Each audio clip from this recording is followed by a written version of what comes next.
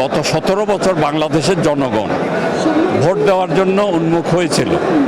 এক যুগ পর উৎসবমুখর পরিবেশে শতবর্ষী বাণিজ্য সংগঠন the Chittagong chamber of commerce and industries দ্বিবার্ষিক নির্বাচন 2025 অনুষ্ঠিত হয়েছে।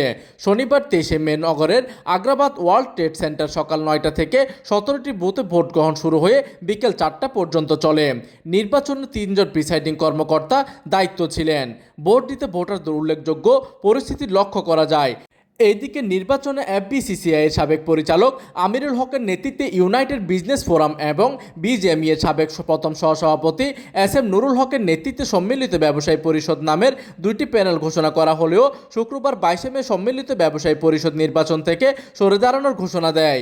তফসিল অনুযায়ী সময়সীমার মধ্যে প্রার্থিতা প্রত্যাহার না করায় সম্মিলিত ব্যবসায়ী পরিষদ সরে দাঁড়ালেও ব্যালট পেপারে প্রার্থীর নাম ও ব্যালট নাম্বার রয়ে যায়। গত 17 বছর বাংলাদেশের জনগণ ভোট দেওয়ার জন্য উন্মুখ হয়েছিল। গত 12ই ফেব্রুয়ারি সেই নির্বাচনটা উৎসবমুখর একটা নির্বাচন হয়েছে। ঠিক সেইভাবে যে চট্টগ্রাম চেম্বারে গত 14 বছর ধরে কোনো নির্বাচন হয় নাই। চট্টগ্রাম ব্যবসায়ী সমাজ চেম্বারে ভোট দেওয়ার জন্য উন্মুখ হয়েছিল। নির্বাচনের মধ্য দিয়ে একটা ভালো লিডারশিপ গড়ে উঠবে।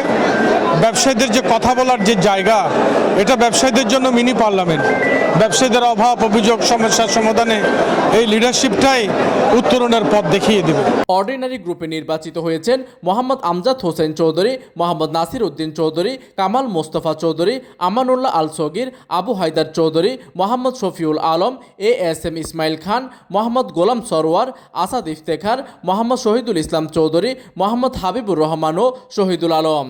এইদিকে অ্যাসোসিয়েট গ্রুপে নির্বাচিত হয়েছেন মোহাম্মদ আলাউদ্দিন আল আজাদ, মোহাম্মদ মশিউল আলম স্বপন, সরল আলম খান, মোহাম্মদ জাহিদুল হাসান, নুরুল ইসলাম এবং সেলিম নূর।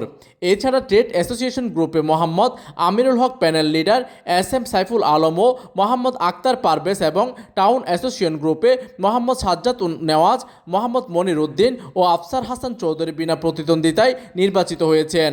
নির্বাচন পরিচালনা বোর্ডের চেয়ারম্যান ও স্থানীয় সরকার বিভাগের পরিচালক মনোয়ারা বেগম জানান, শনিবার সকাল 9টা থেকে বিকাল 4টা পর্যন্ত বিরতিহীনভাবে ভোট গ্রহণ অনুষ্ঠিত হয়। ভোট শেষে গণনা সম্পন্ন করে ইউনাইটেড বিজনেস ফোরামের পূর্ণ প্যানেলের বিজয়ীর ঘোষণা দেওয়া হয়। প্রতিনিধির তথ্য ও পাঠানো চিত্রে ডেস্ক নিউজ, দিগন্তের বার্তা 24, চট্টগ্রাম।